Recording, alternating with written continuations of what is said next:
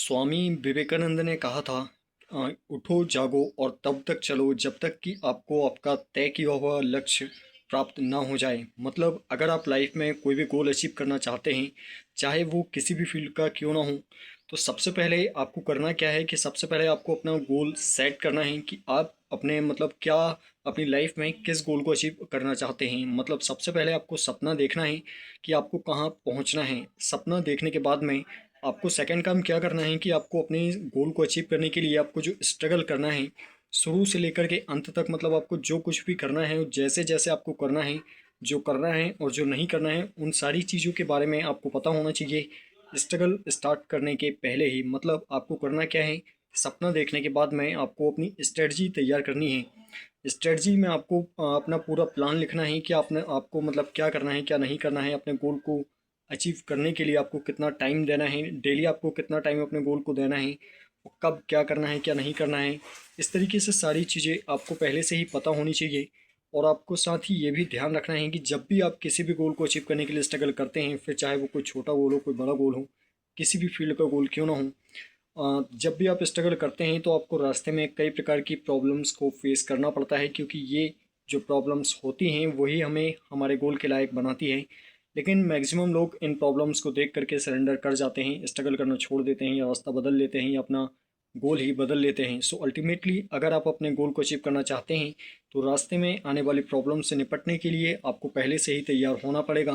क्योंकि जब आप मतलब प्रॉब्लम से निपटने के लिए पहले ही तैयार रहेंगे, तो जब आप स्ट्रगल करना शुरू करेंगे तो कोई भी प्रॉब्लम्स आपको फिर रोक नहीं पाएगी, क्योंकि आप उसके लिए मेंटली और फिज़िकली मतलब अलर्ट रहेंगे, आप एक्टिव रहेंगे, और आप मतलब अपने उस प्रॉब्लम से फाइट करने के लिए तैयार भी रहेंगे।